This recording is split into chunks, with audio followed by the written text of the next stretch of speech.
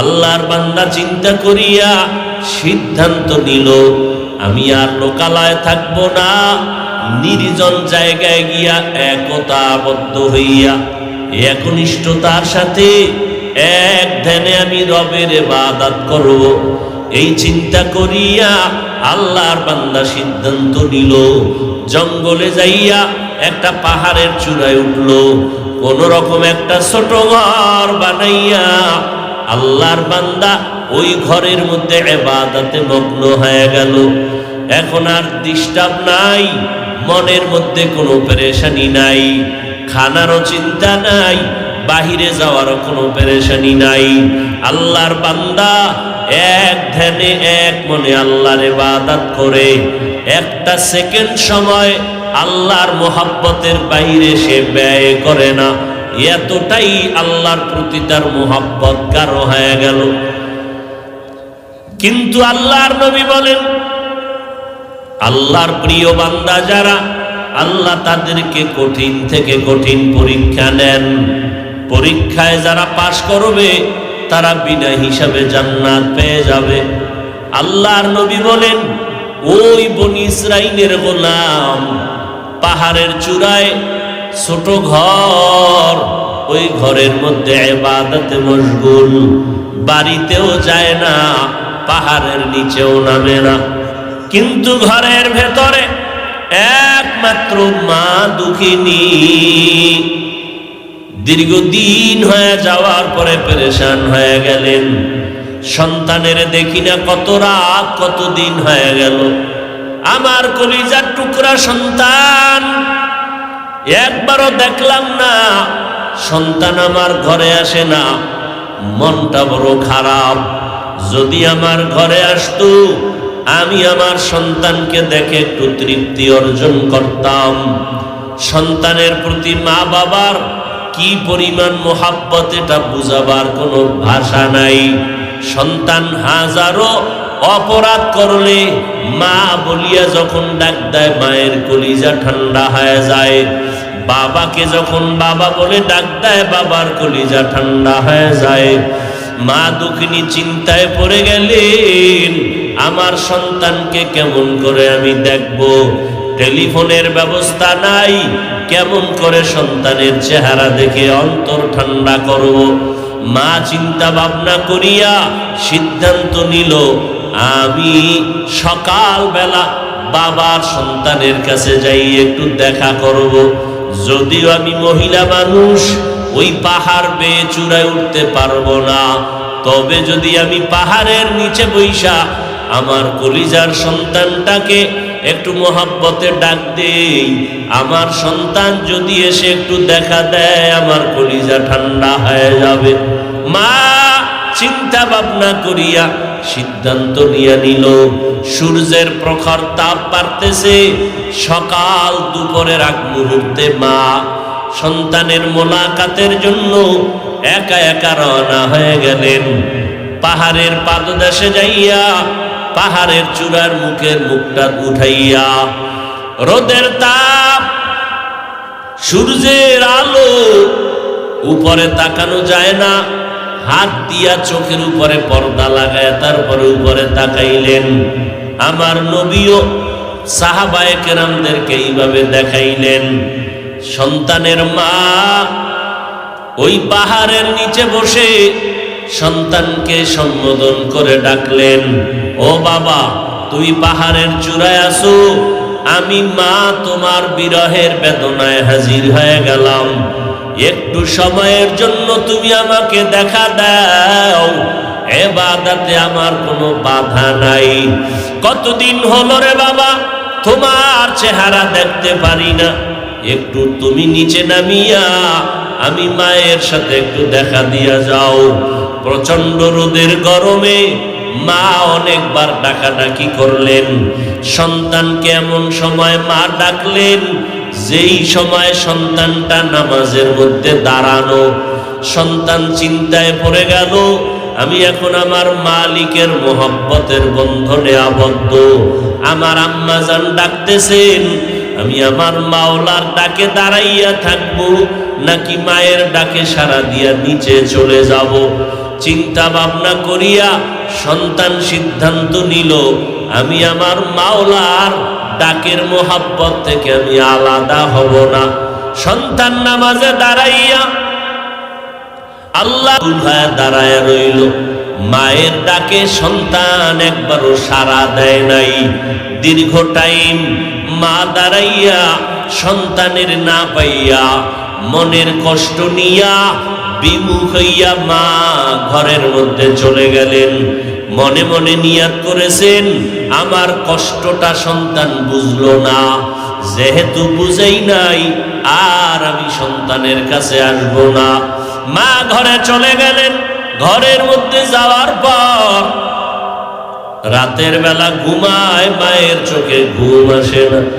অন্তরের ভেতরে জ্বালা, অন্তরের ভেতরে মোহাব্বতের আগুন জ্বলতেছে। সন্তানটাকে না দেখলে কলিজা ঠান্ডা হবে না। একবার গেলাম, মা আবারও সিদ্ধান্ত নিলেন আর একবার যাই। সন্তান দেখিনি, আমার মোহাব্বতের ডাকে আইসা আমার সাথে মোলাকাত করে। সন্তানের ডাকে, মায়ের মোহাব্বতের টানে সন্তানের কাছে মা আর একবার রওয়ানা। মা হেঁটে হেঁটে সূর্য যখন তাপ দেওয়া শুরু করলো, এই টাইমে চলে গেলেন। পাহাড়ের পাদদেশে যাইয়া মা আর একবার ডাক দিলেন, ও সন্তান, তুমি আমাকে সারিয়া ইবাদতের ময়দানে হাজির হয়েছো।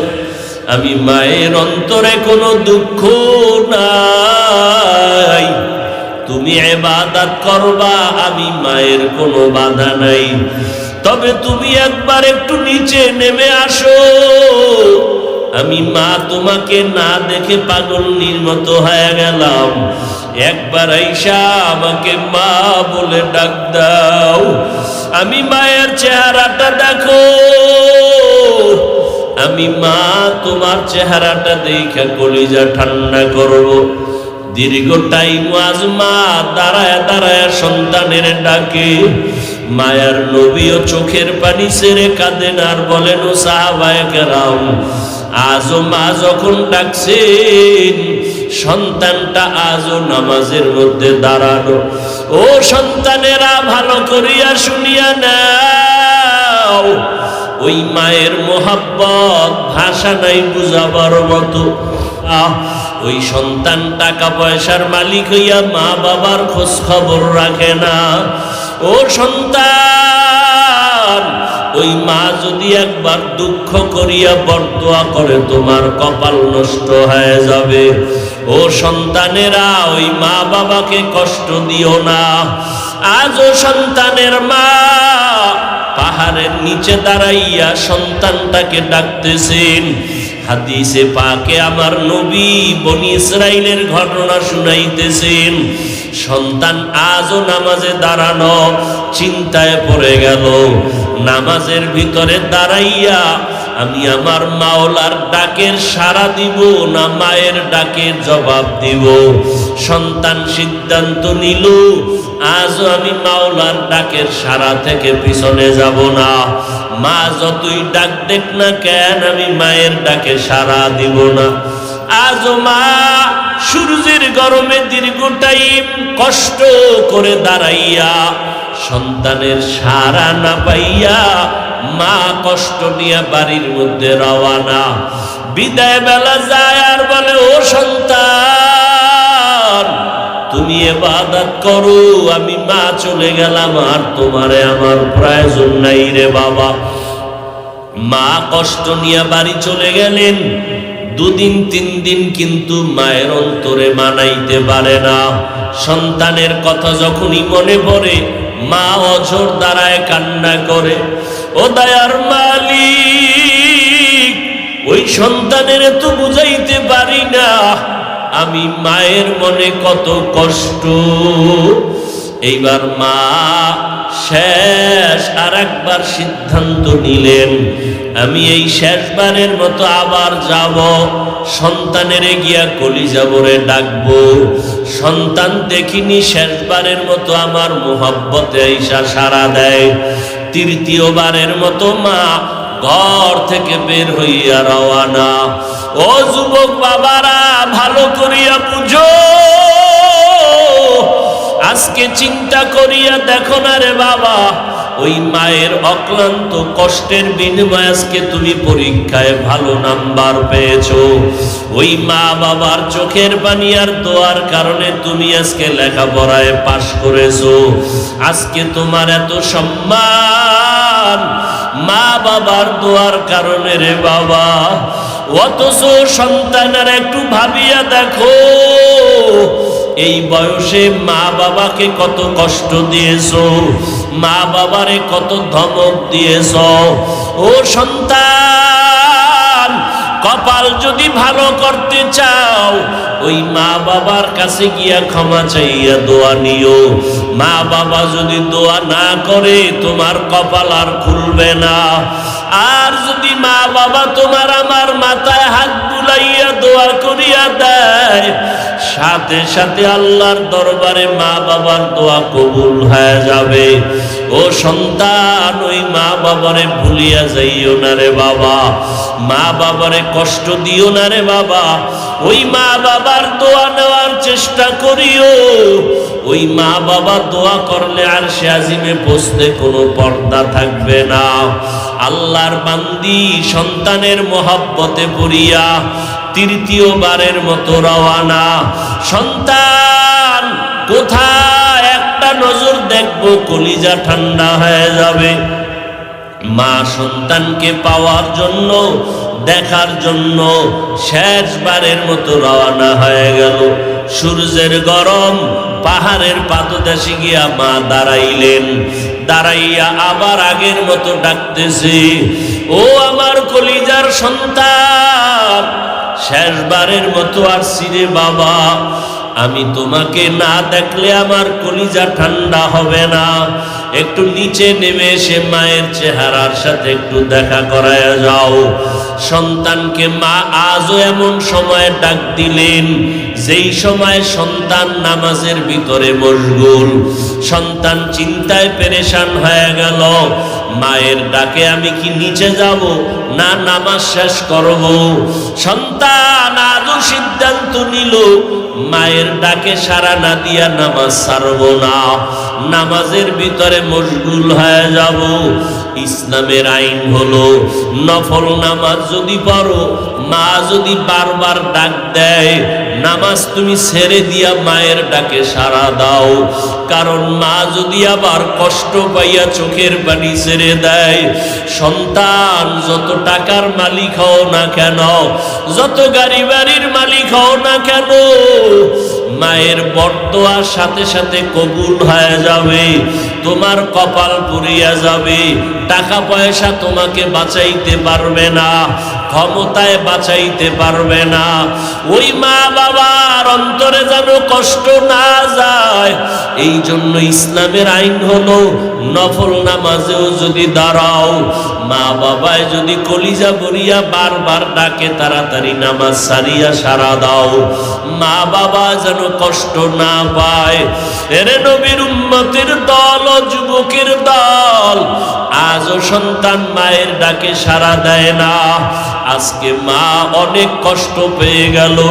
3টে দিন আসলাম, একটা দিন সন্তান আমার ডাকে সাড়া দিল না। আজকে মা এত ভীষণ কষ্ট পাইয়া চোখের পানি ছেড়ে কান্না শুরু করলেন। সর্বশেষ মা নিরুপায় হইয়া কষ্ট নিয়া বাড়ির দিকে রওয়ানা। আজকে বাড়িতে যায় আর মনে মনে আমার মাওলার কাছে একটু বরদোয়ার মতো কথা বলেই ফেলল। তেমন কঠিন কথা না, হালকা ভাবে বলল, ও আসমানের মালিক, 3টা দিন আমি মহিলা মানুষ ঘর থেকে কষ্ট করে হেঁটে হেঁটে আসলাম। সূর্যের গরমের মধ্যে আসিয়া 3টা দিন ডাকলাম, আমার সন্তান একবারও সাড়া দিল না। ও আল্লাহ, তোমার কাছে হালকা ভাবে বিচার দেই, তোমার এই বান্দাটাকে মরণ দিবা না যতক্ষণ পর্যন্ত একটা জিনাকারিনী অবৈধ নারীর চেহারা দেখবে না, ততক্ষণ আমার সন্তানটার মরণ দিও না। অর্থাৎ একটা জিনাকারিনী নারীর চেহারা দেখাইয়া তারপরে মরণ দিও। মা বেশি কঠিন বরদোয়া করে নাই। যদি মা বলতেন জিনা না করাইয়া কবর দিও না, তাহলে আরো মারাত্মক হয়ে যাইত। কিন্তু আল্লাহর খাস বান্দাদের জন্য এটাও বড় কঠিন। একটা জেনাকারিনী বেগানার চেহারা দেখা বড় খারাপ কথা। মা এই কথা বলিয়া বাড়িতে রওয়ানা। আমার মাওলার আদালতে মায়ের দোয়াটা কবুল। 1 সেকেন্ড আর দেরি হয় নাই, এই মায়ের দোয়া কবুল হয়ে গেল। এলাকার ভিতরে সুনাম ছড়ায় গেল। মানুষে কথা বলতেছে, আমাদের বনি ইসরাইলের ভিতরে এত বড় আল্লাহওয়ালা আর নাই। বলে কেমন? বা 1 সেকেন্ড আল্লাহর ইবাদত ছাড়া কাটায় না। কোথায় কাটায়? পাহাড়ের চূড়ায় উঠিয়া আল্লাহর ইবাদত করে। ওই বলতে বলতে পুরা এলাকায় ছড়ায় গেল তার সুনাম। ওই এলাকায় একটা সুন্দরী নারী ছিল, অত্যন্ত চেহারাওয়ালা। ওই মহিলা ডাক দিয়া কয়, তোমরা কার এত গুণগান গাও? বলে আমাদের বনি ইসরাইলের সন্তান পাহাড়ের চূড়ায় ইবাদত করে, 1 সেকেন্ড ইবাদত ছাড়া খালি যায় না, এবং সে কোনো গুনাহ করে না, গুনার দিকে নজরও দেয় না। ওই মহিলা ডাক দিয়া কয়, তোমরা যতই গুণগান গাও, আমি একজন নারী, তারে গুনার দিকে নিয়ে যাইতে পারবো। আমার চেহারাটা দেখলেই সে পাগল হয়ে যাবে। এইবার সবাই কয় পারবা না। মহিলা কয় চ্যালেঞ্জ দিলাম, আমি পারবো। ওই বান্দাকে আমি আমার দিকে নজর ফিরাইতে, আর আমার দিকে যখন নজরটা ফিরে যাবে, ইবাদতের লাইন কেটে যাবে। বেগানার দিয়ে তাকাইলে মাওলা কলবের দরজা বন্ধ করে দেয়। আল্লাহ আমাদের নজরকে হেফাজত করার তৌফিক দান করেন, বলেন আমিন। আল্লাহর বান্দি সুন্দরী নারীটা পাহাড় বেয়ে বেয়ে উপরে চলে গেল। অনেক মানুষ দেখার জন্য ভিড় জমায়া গেল। এমন সময় ওই সুন্দরী নারীটা যখন আল্লাহর বান্দার ইবাদতখানার মধ্যে গিয়ে ঢুকলো, এমন একটা টাইমে ঢুকছে যেই টাইমে আল্লাহর বান্দা নামাজে দাঁড়ানো। মহিলা ঘরের ভিতরে একা, আর ইবাদত করনেওয়ালা সন্তানও একা, আর কেউ নাই। মহিলার দিকে আকর্ষণ বাড়ানোর জন্য, মহিলার চেহারার দিকে নজর নেওয়ার জন্য যত ধরনের সিস্টেম করা দরকার ওই মহিলা তাই করলো। কিন্তু আল্লাহ পাকের কুদরত, ওই বান্দার নজরটা একবারের জন্য বেগানার দিকে যায় নাই। মহিলা হাজারো অপচেষ্টা করিয়া ব্যর্থ হয়ে গেল। ইবাদতের বান্দাটা একটা নজর ওই বেগানার দিকে দেয় না। মহিলার ভিতরে জিদ বেড়ে গেল, রাগ আরো বেড়ে গেল। ওরে আল্লাহর বান্দা, ভালো করে বুঝো, ওই আল্লাহর বান্দা এত সুন্দরী নারী সামনে দাঁড়াইলো, কতটা অঙ্গি ভঙ্গি করলো, কতটা অপকৌশল করলো। ওই বান্দার একটা নজরও বেগানার দিকে যায় নাই। আর তুমি এমন মুসলমান, মোবাইলটা নিয়ে সারা রাত কবিরা গুনাহ দেখো, আছে না নাই? সারাটা রাত দরওয়াজা জানালা বন্ধ, মা দেখে না, বাবা দেখে না, তুমি মোবাইলে কি করো? দেখনেওয়ালা কেউ আসেনি? কে আছে? ওই মাওলারে কেমনে ফাঁকি দিবি রে গুনাহগার? ওই আল্লাহরে ফাঁকি দিয়া কই যাবি রে ভাব? ওই আল্লাহর ধরা থেকে ফেরাউন বাঁচতে পারে নাই, ওই আল্লাহর ধরা থেকে নমরুদ বাঁচতে পারে নাই, ওই আল্লাহর ধরা থেকে দুনিয়ার কোনো নাফরমান বাঁচতে পারে নাই। ও আল্লাহর বান্দারা, এখনো সময় আছে, তওবা করো। ওই আল্লাহর বান্দার সামনে ওই সুন্দরী নারীটা ব্যর্থ হইয়া এইবার নিচে নেমে আসলো, পারলো না। পাহাড়ের নিচে নাইমে আসার পরে সামনে একটা খোলা ময়দান, ওই ময়দানে এক রাখাল বকরি চড়ায়। মহিলাটা রাখালের কাছে চলে গেল। খেয়াল করো, মহিলাটা রাখালের কাছে চলিয়া গেল। ওই রাখালের ধোকা দিয়া এমন ভাবে আকৃষ্ট করলো, রাখালের সাথে তার জিনা হয়ে গেল। জিনার মধ্যে একটা বাচ্চা গর্ভে চলে আসলো। ওই বাচ্চাটা গর্ভে ধারণ করলো। বৈধ না অবৈধ? অবৈধ বাচ্চা গর্ভে নিয়া ওই সুন্দরী নারীটা সবাইরে বলতেছি, তুমগো ইবাদত করনেওয়ালা বান্দারে ধোকা দিছি।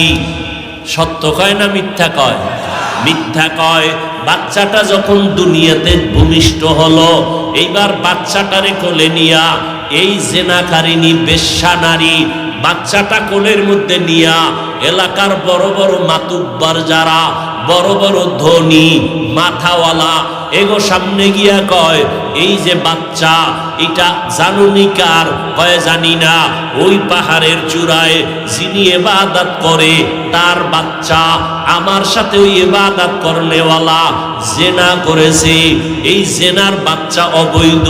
তুমগো ইবাদত করনেওয়ালার সবার মাথা গরম হয়ে গেল।